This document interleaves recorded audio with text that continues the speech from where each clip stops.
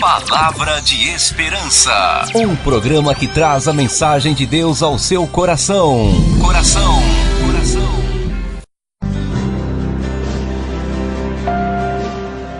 Hebreus capítulo 12, verso 12, está escrito: portanto, tornai a levantar as mãos cansadas e os joelhos desconjuntados, e fazei veredas direitas para os vossos pés, para que o que manqueja não se desvie inteiramente, antes seja sarado. Versículo 14: segui a paz com todos e a santificação, sem a qual ninguém verá o Senhor. Tende cuidado de que ninguém se prive da graça de Deus, e de que nenhuma raiz de amargura brotando vos perturbe, e por ela muitos se contaminem. Meu amigo ouvinte, esse conselho fora dado aos primeiros cristãos pelo escritor aos Hebreus. E a preocupação do escritor era com respeito à caminhada cristã. A nossa vida cristã é uma jornada, é uma peregrinação constante até que cheguemos à eternidade, até que alcancemos o prêmio da nossa carreira. E nesta caminhada, nessa jornada, nós enfrentamos muitos desafios. E alguns desafios que são normais de uma caminhada é o desgaste. O desgaste acontece até mesmo para aquelas pessoas que não são tão radicais. Ao passar dos anos, é normal que uma pessoa de 60, 70 anos tenha que ser submetida a uma cirurgia porque houve um desgaste, por exemplo, nos joelhos. Houve um problema, por exemplo, nas juntas dos pés. Às vezes a dor é na região do ombro. Enfim, nós também temos os nossos problemas naturais do desgaste. Ele é um sinal da passagem do tempo. O desgaste ele acontece em qualquer coisa natural, seja na pintura da sua casa, seja no próprio reboco, seja até mesmo no seu carro, numa montanha. O desgaste ele acontece naturalmente porque nós estamos vivendo dentro de um ambiente chamado tempo.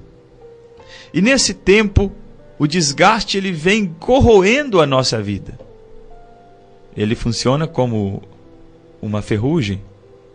Ele vai desgastando realmente, ele vai consumindo a nossa capacidade, a nossa saúde. Mas na caminhada cristã, o desgaste ele ainda é pior o seu efeito. Pois na caminhada cristã nós não perdemos coisas terrenas. Nós corremos o risco de perder coisas espirituais e eternas. Dessa maneira, se nós temos cuidado em não ter desgaste físico, por exemplo, não pegando muito peso, não praticando muitos esportes radicais, evitando determinadas atividades físicas, se nós temos esse cuidado com o nosso corpo, quanto mais nós precisamos ter cuidado com a nossa vida espiritual. O escritor aos Hebreus está dando uma voz de comando à igreja. Ele está dizendo, portanto, tornai a levantar as mãos cansadas. Há quantas pessoas ouvindo esse programa nesta manhã que se encontram tão cansados. Homens e mulheres que estão com suas mãos cansadas, que já não querem mais fazer nada com respeito à obra de Deus. Mas olha o que a palavra está dizendo para você hoje. Torne a levantar as suas mãos cansadas. Por quê? Porque há uma promessa. Jesus disse que no nome dele nós imporíamos as mãos sobre os enfermos e os curaríamos. Meu amigo, o Senhor Jesus prometeu que com as nossas mãos nós faríamos obras maiores do que a que ele fez.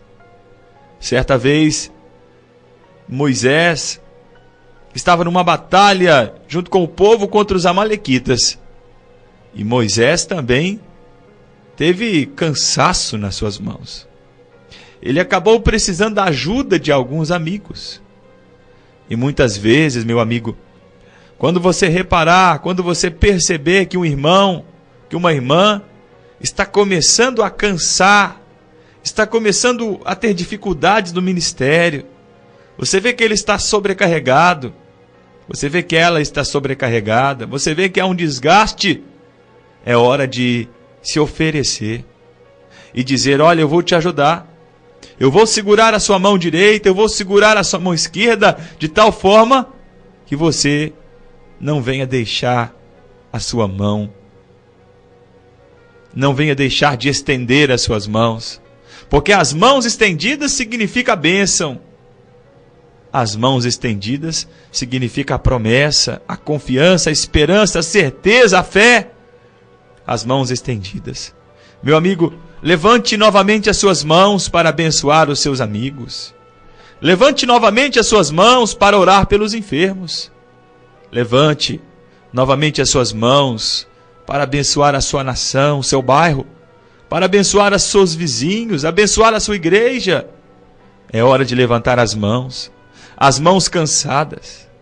Em segundo lugar, é hora de renovar os joelhos desconjuntados.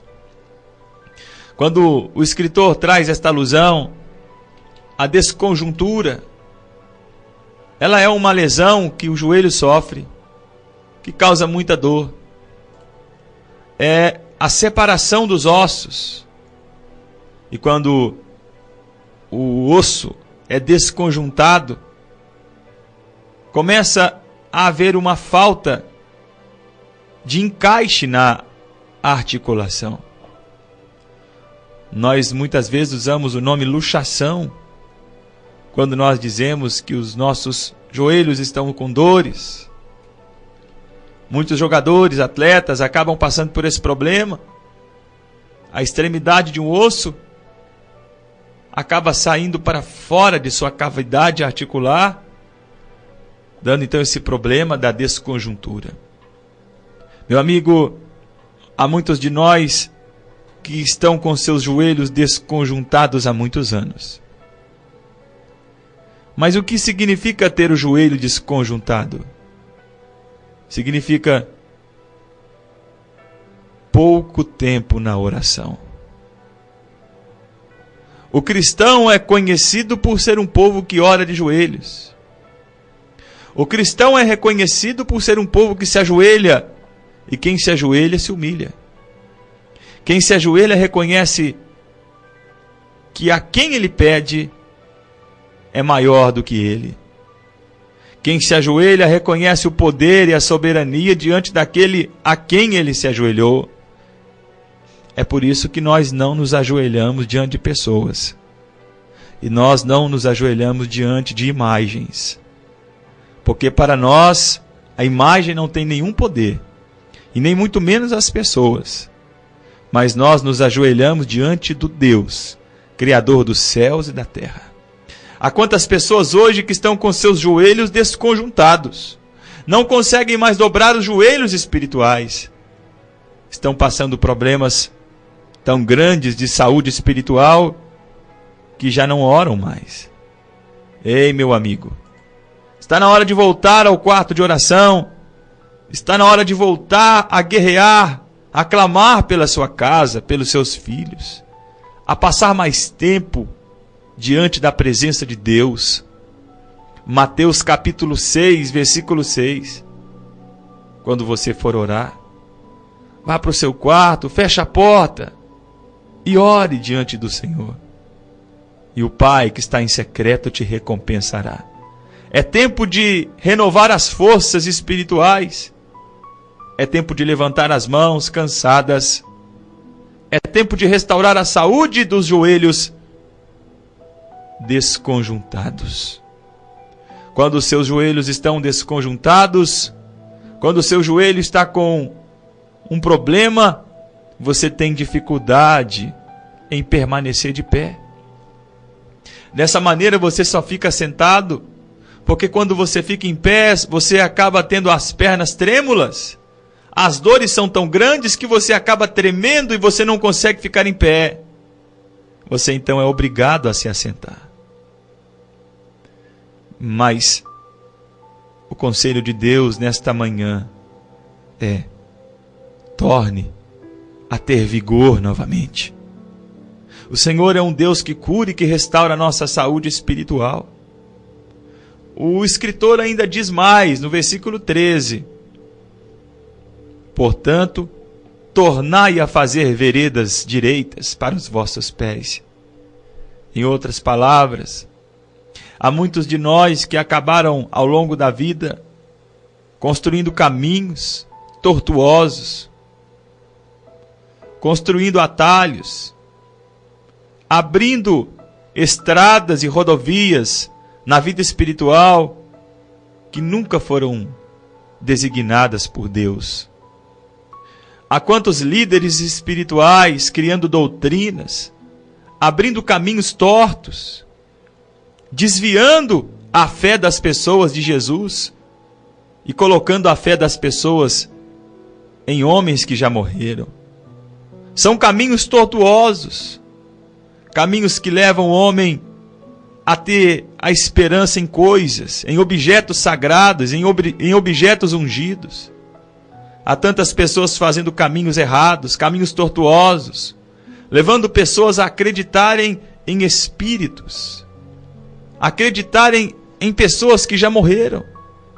São caminhos tortuosos. Meu amigo, o conselho da palavra é para que você torne a fazer de novo os caminhos retos, os caminhos direitos, as veredas direitas para os vossos pés. Meu amigo, em que caminho você tem andado? Quais são as veredas que os seus pés têm pisado?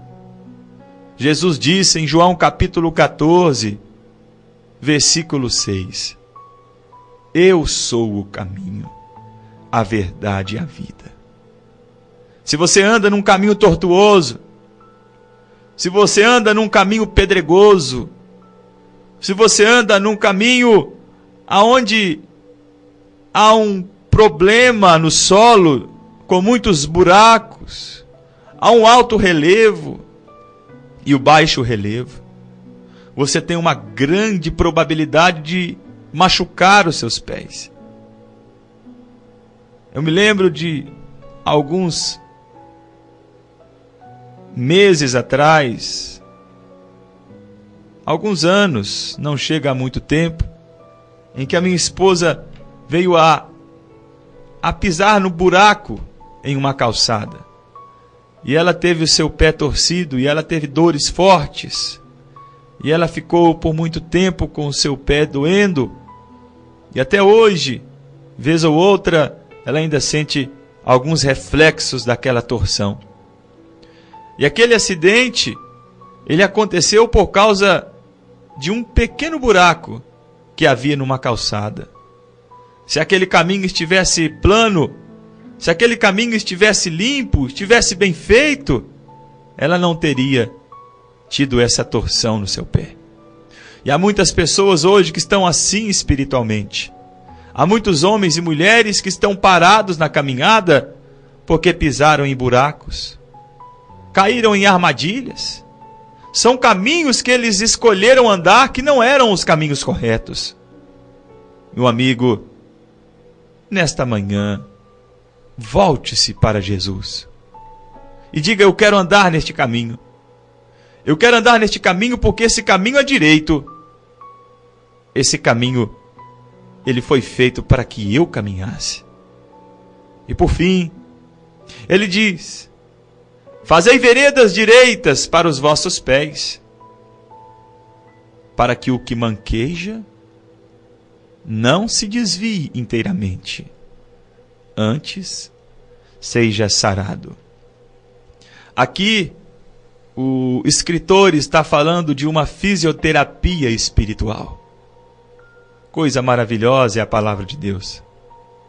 Quando você tem um problema nos seus pés e quando você passa por uma cirurgia, quando você, por exemplo, sofre um acidente e os seus pés acabam sendo atingidos, lesionados, é necessário passar por um período de fisioterapia, aonde você vai novamente educar os seus pés a caminhar da maneira correta, a pisar da maneira correta. Você vai controlar o peso que é posto sobre o pé direito, o pé esquerdo, mas isso não pode ser feito em qualquer superfície. Uma fisioterapia, para ser bem sucedida, precisa ser feita num lugar específico. É necessário ter barras de segurança. É necessário ter o apoio de um fisioterapeuta. É necessário ter o auxílio de alguém que conheça, de alguém que estudou, de alguém que saiba quais são os detalhes dos ligamentos nervosos, quais são os ossos, quais são os músculos que foram atingidos por aquela lesão, de que maneira você deve se recuperar. Meu amigo, eu quero lhe dizer, com todo respeito aos nossos amigos fisioterapeutas, que existe alguém que sabe muito mais que um fisioterapeuta. Alguém que conhece não só os seus ossos, não só as suas veias, não só os seus nervos, não só os seus músculos, mas bem como conhece também a sua alma, seu espírito, suas emoções. Ele conhece as suas dores.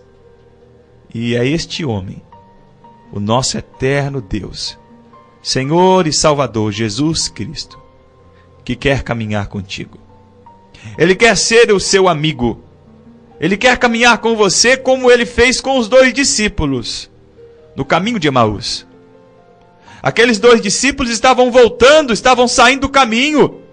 Eles estavam saindo de Jerusalém, indo para Emaús. Eles estavam com suas mãos cansadas, com seus joelhos desconjuntados. Eles também estavam saindo do caminho, estavam manquejando espiritualmente. Mas apareceu Jesus. E ele começou a mostrar para eles novamente o caminho. Foi quando então, diante da palavra, eles tiveram seus olhos abertos. Eles descobriram que na verdade Jesus está vivo. Eu queria nesta tarde dizer a você, meu amigo, Jesus está vivo. E talvez você esteja manquejando espiritualmente. E é natural que alguém que esteja manquejando, alguém que esteja com um problema na caminhada, pare de caminhar. Mas o conselho da palavra é: volte ao caminho correto. Volte a fazer o caminho reto, plano, para que os pés daqueles que seguem vocês, para que os pés daqueles que estão ouvindo o Evangelho, aqueles que ainda estão fracos, aqueles que ainda estão começando na caminhada, vieram de uma guerra, estão machucados, feridos pela vida, e começaram a caminhar nesta caminhada, ainda estão manquejando. Eles ainda não estão curados, não estão sarados. Mas há muitos caminhos que os novos convertidos entram que eles não ficam nem um ano. Porque ali se prega uma heresia. Ali o pastor, ele rouba o dinheiro. Ali a liderança não se preocupa com as almas. Então nesse caminho, aquela pessoa que estava fraca, manquejando, ela acaba se desviando inteiramente. Mas o conselho da palavra é: tracem um caminho reto, ou seja, pregue a palavra pura, viva o evangelho genuíno, não crie doutrinas que não são bíblicas, não invente doutrinas de homens, não crie doutrinas para que a sua igreja esteja cheia de pessoas vazias. Não invente doutrinas, são caminhos tortos, as pessoas vão sair dessa doutrina. Mas se você estiver pregando a palavra genuína, Se o caminho pelo qual você está andando for um caminho reto, tenha certeza, aqueles que estão te seguindo serão curados, porque estarão pisando num solo firme, estarão pisando num solo plano, não terão mais problemas em cair num buraco, porque estarão andando no caminho que nos leva à eternidade, e os seus pés que estão mancos serão curados, as suas feridas serão saradas, e aquele homem que antigamente estava andando com muita dificuldade, começará a caminhar tranquilamente, e muito em breve estará correndo, anunciando a palavra, o evangelho, porque dirão dele, quão formosos são os pés, aleluia, daqueles que anunciam as boas novas, o evangelho da salvação. Os pés mancos são pessoas que já não evangelizam, são pessoas que já não conseguem mais entregar um panfleto, já não conseguem mais conversar com alguém do lado dele no ônibus e dizer, olha, Jesus tem um plano para a sua vida. Pés mancos são crentes que estão na igreja há 10, 20 anos e não conseguem mais falar de Jesus para o seu parente, para o seu vizinho. Meu amigo, Deus quer restaurar todo o seu corpo hoje. Ele quer curar as suas mãos cansadas. Ele quer restaurar os seus joelhos desconjuntados, você voltará a ter uma vida de oração. Ele quer trazer você de volta ao caminho verdadeiro, que é Jesus, um caminho plano. E sendo assim, sua caminhada será uma caminhada de sucesso espiritual. Você não vai ficar mancando. Você não terá problemas na sua caminhada, porque você estará caminhando num solo firme, num relevo que não há alto e baixo, em que você estará no lugar plano, na rocha, que é o nosso Senhor Jesus Cristo. Que hoje você possa seguir o conselho da palavra e, por fim, ter o cuidado de seguir a paz com todos e a santificação, sem a qual ninguém verá o Senhor. Tendo ainda o cuidado para que ninguém se prive da graça de Deus, não permitindo que nenhuma raiz de amargura, brotando, venha ferir a sua vida e aqueles que estão do seu lado. Meu irmão, jogue fora hoje tudo aquilo que te impede de caminhar. Jogue fora tudo aquilo que te impede de correr. Como Paulo escreveu aos Filipenses, uma coisa eu faço, deixando as coisas que para trás ficam, prossigo para o alvo, a fim de receber o prêmio da soberana vocação. Meu amigo, que assim seja na sua vida, que você prossiga para a glória do nome do Senhor, até aquele grande dia, caminhando, continuando a seguir o nosso Senhor e Salvador, Jesus Cristo. Que Deus te abençoe nesse dia, em nome de Jesus.